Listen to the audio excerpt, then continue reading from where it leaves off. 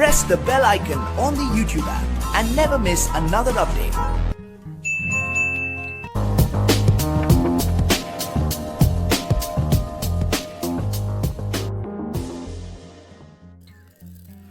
Good morning, नमस्ते, welcome, स्वागत छ युट्युब च्यानलमा। आज म तपाईँलाई जानकारी गराउनेछु net salary scale of all government employee of Nepal.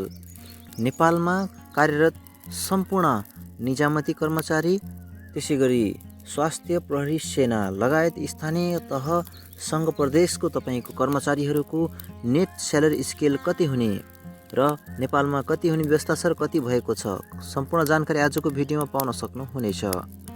तपाईँ पनि सरकारी क्षेत्रमा काम गर्ने सोचमा हुनुहुन्छ भने, तयारी गर्दै हुनुहुन्छ भने तपाईँको लागि भिडियो महत्त्वपूर्ण हुनेछ।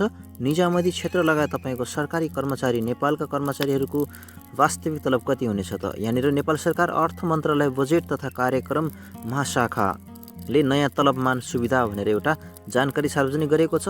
सबै मन्त्रालय, आयोग, सचिवालय, कार्यालय नेपाल सरकार मपको निर्णयअनुसार लागू हुने गरी तलबमान ग्रेड र प्राविधिक ग्रेडका सम्बन्धमा देहाबमोजिम भएको व्यवहार अनुरोध छ। सबै तहका निजामती कर्मचारी, नेपाली सेना, नेपाल प्रहरी, सशस्त्र प्रहरी बल, नेपाल स्वास्थ्य सेवा, संसद सेवा, सामुदायिक विद्यालयमा कार्यरत शिक्षक, प्रदेश र स्थानीय तहका राष्ट्र सेवकको लागि अनुसूची 1 देखि 8 सम्मको नयाँ तलबमान कायम भएको छ। 57(4)(1) भन्दा अघि प्राविधिक पदमा नियुक्त भई प्राविधिक वा सोसरह तलब भत्ता खाइपाई आएका राष्ट्र सेवक कर्मचारीका लागि 57 सालको विशेष व्यवस्था अन्तर्गत प्राविधिक ग्रेड बापत 76 असार मसान्तसम्म खाइपाई आएको रकम नयाँ तलबमानमा थप गरी तलब भुक्तानी दिनेछ। अन्तमा लेखेको सुबोध खतिवडा शाखा अधिकृत भनेर लेखिएको छ। यहाँनिर के तलबमान राखिएको छ? यानि तपाईँ एकतर्फ तपाईँको रहेको छ निजामती कर्मचारी, अर्कोतर्फ छ अनुसूची र तपाईँको यहाँनिर पद छ। त्यसपछि सुरु तलब स्केल, ग्रेड सङ्ख्या र ग्रेड दर, त्यसपछि जम्मा तलब कति छ त्यो देखाएको छ। एकमा छ राजपत्राङ्कित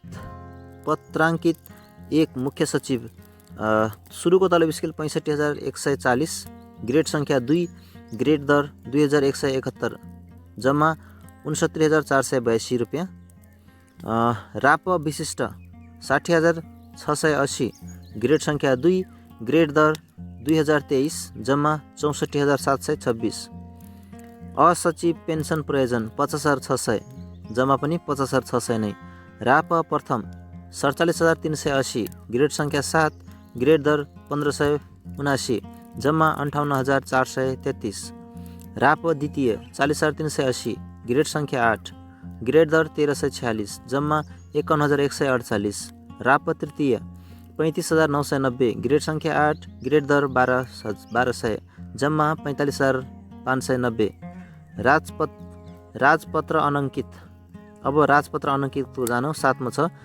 राप अन प्रथम अमा पेन्सन प्रयोजन 30,820, जम्मा पनि 30,820। राप अन प्रथम 28,200, ग्रेड सङ्ख्या 10, ग्रेड दर 940, जम्मा 37,600। राप अन द्वितीय अमा पेन्सन प्रयोजन 27,570, जम्मा पनि 27,570 नै। राप अन द्वितीय 26,610, ग्रेड सङ्ख्या 10, ग्रेड दर 887, जम्मा 35,480।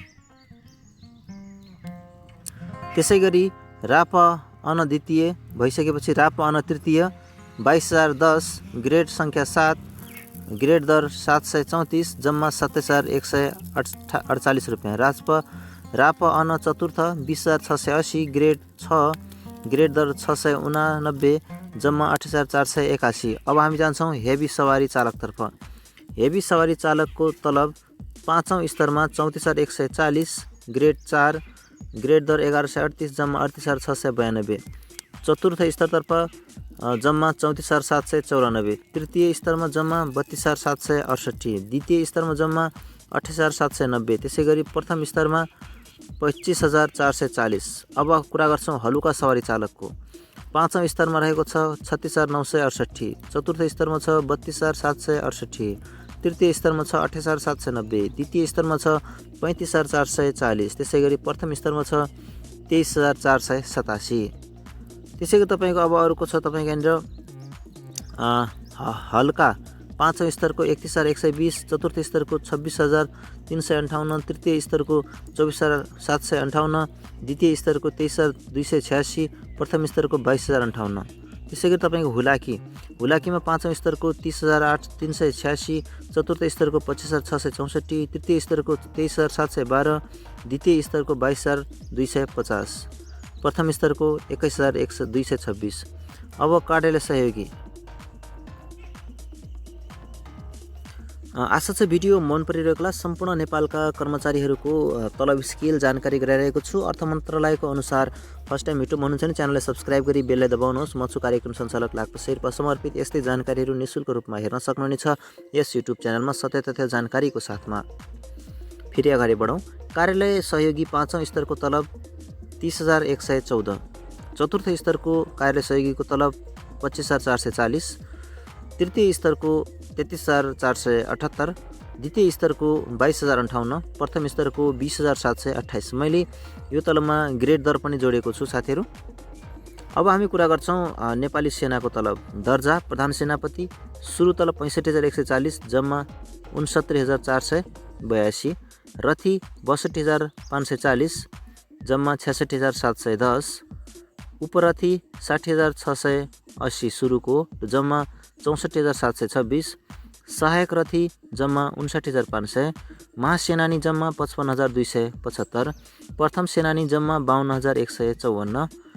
सहसेनानी 46,862। उपसेनानी 44,666। सहायक सेनानी 35,990। मानार्थ सहसेनानी 35,630। प्रमुख सुबेदार 37,016। सुबेदार 34,780। जमदार 31,886। हुद्दागण हुद्दा 27,360। अमलदार 27,148। पिउट 26,800। सिपाही 26,192। रेकुट 19,480। नन कम्पोटेन्ट 25,970। अब हामी विमान सम्भार समूहको तलबको कुरा गर्छौँ। सहायक रथी 59,415। महासेनानी 61,855। प्रमुख सेनानी 62,054। सेनानी 62,396। सहसेनानीको तलब 54,566। उपसेनानीको तलब 52,298। वरिष्ठ सुबेदारको 44,225। सुबेदारको 36,704। जमदारको 34,992। हुद्दाको 29,998। अमलदारको 28,093 रहेको छ। त्यसै गरी अर्को छ तपाईँको नन कम्पटेन्टको छैन। फलोअर्स पाँचौँ स्तरको 30,114। फलोअर्स चतुर्थ स्तरको 25,440। फलोअर्स तृतीय स्तरको 23,478। फलोअर्स द्वितीय स्तरको 22,058 र फलोअर्स प्रथम स्तरको 20,778 तलब रहने व्यवस्था रहेको छ। अब हामी कुरा गर्छौँ नेपाल प्रहरीको। नेपाल प्रहरीको प्रमहानिरीक्षकको तलब छ। सुरुको 60,680, जम्मा 64,726 रुपियाँ। प्रमहानिरीक्षकको रहेको छ। सुरुको सेम 60,680, जम्मा 64,726 नै। महानिरीक्षकको सुरुको 51,000 र जम्मा 56,100। वरिष्ठ उपरीक्षकको सुरुको 47,380, जम्मा 53,696। त्यसै गरी उपरीक्षकको सुरुको 43,460, जम्मा 50,707। त्यसै गरी प्रनिरीक्षकको छ सुरुको 35,990, जम्मा 45,590। त्यसै गरी प्रनिरीक्षकको अर्को रहेको छ प्रनानिरीक्षकको सुरुको 28,200, जम्मा 35,720। प्रसहायक निरीक्षकको सुरुको 26,570, जम्मा 32,772। प्रहवलदार 22,010 सुरुको, जम्मा 27,148। प्रजवान सुरुको 20,680, जम्मा 26,192। रिक्रुटको सुरुको 19,480, जम्मा 19,480 नै। फलोअर्स 100 समेत सुरुको 19,480, जम्मा 25,970। अब कुरा गर्छौँ हामी सशस्त्र प्रहरी बल नेपालको तलब स्केल। सप्र महानिरीक्षकको छ 64,726। सप्र महानिरीक्षकको छ 64,726 नै। सप्रना महानिरीक्षकको पनि 56,100। सप्र वरिष्ठ उपरीक्षकको 53,696।